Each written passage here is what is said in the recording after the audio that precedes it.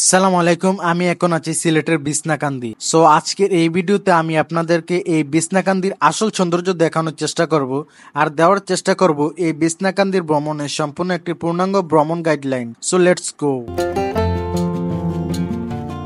আজকে আমাদের যাত্রা হচ্ছে কুমিল্লা রেল স্টেশন থেকে। তো আজকে উদয়ন এক্সপ্রেস দিয়ে আমরা চলে যাব সিলেট। কুমিল্লা থেকে সিলেট যাওয়ার জন্য আমি একটা টিকিট কেটে নিলাম, যার টিকিট মূল্য ছিল 265 টাকা। বাহিরের অপরূপ সৌন্দর্য প্রকৃতি উপভোগ করতে করতে আমি চলে আসলাম সিলেট রেল স্টেশন। এই রেল স্টেশন নেমে একটু সামনে এগুলি আপনারা দেখতে পারবেন একটি সিএনজি স্টেশন। এই সিএনজি স্টেশন থেকে আমি চলে যাব পাঞ্চি হোটেল। যেহেতু আমি সকালে নাস্তা করিনি, যার জন্য আমি সকালে নাস্তা করব পাঞ্চি হোটেলে। তো এইখান থেকে পাঞ্চি হোটেল যাওয়ার জন্য এখানে অসংখ্য সিএনজি এবং অটো পেয়ে যাবে। আপনি যদি সিএনজি রিজার্ভ ভাড়া নেন তাহলে ভাড়া পড়বে 250 টাকা, আর যদি অটো রিজার্ভ ভাড়া নেন তাহলে ভাড়া পড়বে 100 টাকা। তো আমি 100 টাকা দিয়ে একটা অটো ভাড়া করে নিয়ে নিলাম। তো এই অটো দিয়ে আমি চলে যাচ্ছি পাঞ্চি হোটেলের উদ্দেশ্যে। তো আমি সকালের নাস্তাটা পাঞ্চি হোটেলে করব, যার জন্য এখন আমার গন্তব্য হচ্ছে সিলেট পাঞ্চি হোটেল।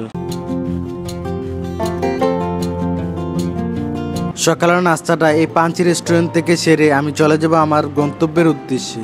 সকালের নাস্তা সেরে এখন আমি চলে যাচ্ছি আম্বরখানা জিরো পয়েন্টে। এই মুহূর্তে আমি আছি আম্বরখানা জিরো পয়েন্ট। এই আম্বরখানা থেকে এখন আমি চলে যাব দয়ার বাজার। আর দয়ার বাজার যাওয়ার জন্য এখানে অসংখ্য সিএনজি পেয়ে যাবেন। জনপ্রতি লোকাল ভাড়া পড়বে 130 টাকা। তো আমি 130 টাকা দিয়ে আমি একটা সিএনজিতে উঠে গেলাম। সো আমাদের সিএনজি চলতে শুরু করলো আমাদের গন্তব্যের উদ্দেশ্যে। আর এখন আমার গন্তব্য হচ্ছে দয়ার বাজার। সো এই মুহূর্তে আমি আছি দয়ার বাজার। এই দয়ার বাজার থেকে এখন আমি চলে যাব চরর বাজার। আর চরর বাজার যাওয়ার জন্য এখানে বেশ কিছু সিএনজি পেয়ে যাবেন। লোকাল ভাড়া জনপ্রতি 40 টাকা করে নিবে। তো আমি একটা সিএনজিতে উঠে গেলাম, আর এই সিএনজি এখন আমাকে নিয়ে যাবে চরর বাজার। তো এই সিএনজি আমাদেরকে নামিয়ে দিল এই চরর বাজারে। তো এই চরর বাজার থেকে আমি বাইকে করে চলে যাব বাঙ্গা ব্রিজ। আর বাঙ্গা ব্রিজ যাওয়ার জন্য এখানে অসংখ্য বাইক পেয়ে যাবেন। আর বাইকে আপনার জনপ্রতি ভাড়া নেবে 150 টাকা।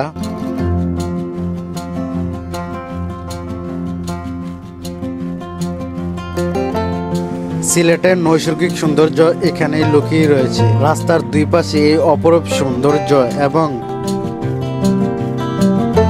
দূর থেকে দেখা যায় মেঘালয়ের পাহাড় সৌন্দর্য উপভোগ করতে করতে আমি চলে আসলাম বাঙ্গা ব্রিজ। বাইক আমাকে নামিয়ে দিল এই বাঙ্গা ব্রিজ। তো এই বাঙ্গা ব্রিজ থেকে আমি এখন নৌকা করে চলে যাব হাদারপাড়। আর হাদারপাড় যাওয়ার জন্য এখানে বেশ কিছু নৌকা পেয়ে যাব। এখান থেকে নৌকা করে আপনাকে চলে যেতে হবে হাদারপাড়। হাদারপাড় যাওয়ার জন্য এখানে নৌকা পেয়ে যাবেন।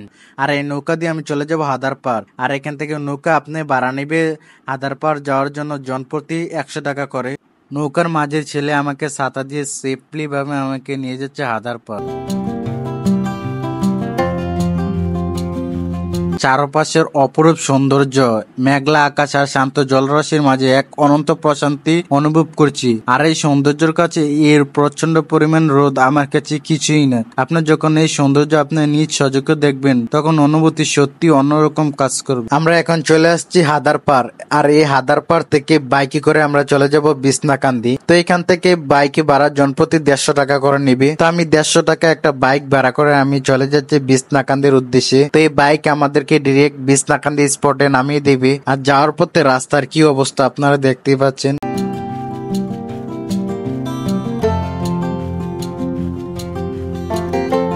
ফাইনালি গাইস, আমি চলে আসছি সিলেটের বিছনাকান্দি। আর আজকের এই ভিডিওতে বিছনাকান্দির আসল সৌন্দর্য আমি আপনাদের মাঝে উপস্থাপন করব।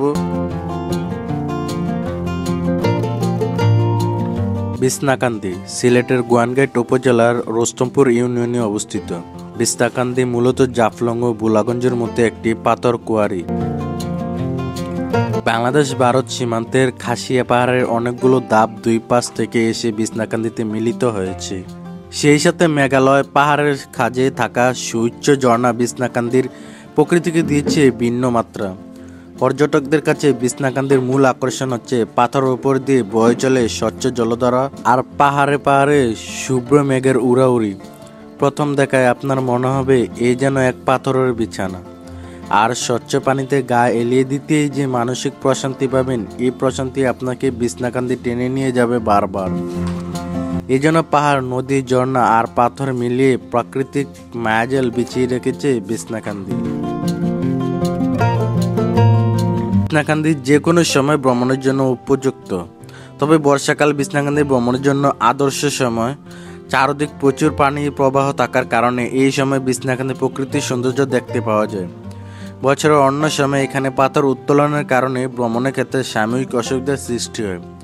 তবে বিছনাকান্দি ভ্রমণের পারফেক্ট সময় হচ্ছে জুন জুলাই মাসে। তখনই আপনি বিছনাকান্দির আসল সৌন্দর্য আপনি দেখতে পারবেন। এই বিছনাকান্দিতে আমি দুপুরের খাবার খেয়ে নিব। আর আপনারা বিছনাকান্দিতে আসলে দুপুরের খাবারে এখানে অনেকগুলো দোকান পেয়ে যাবেন। তো এই দোকানগুলোতে গিয়ে আমি দুপুরের খাবারগুলো খেয়ে নিব। তো এই বিছনাকান্দিতে আসলে আপনি এই খাবার দোকানগুলোতে আপনি বিভিন্ন রকমের প্যাকেজ পেয়ে যাবেন। তো আমি 170 টাকার একটা প্যাকেজ নিয়েছি, যেখানে রয়েছে 1 পিস চিকেন, 2 আইটেমের ভর্তা, ডাল, তারপর আনলিমিটেড ভাত।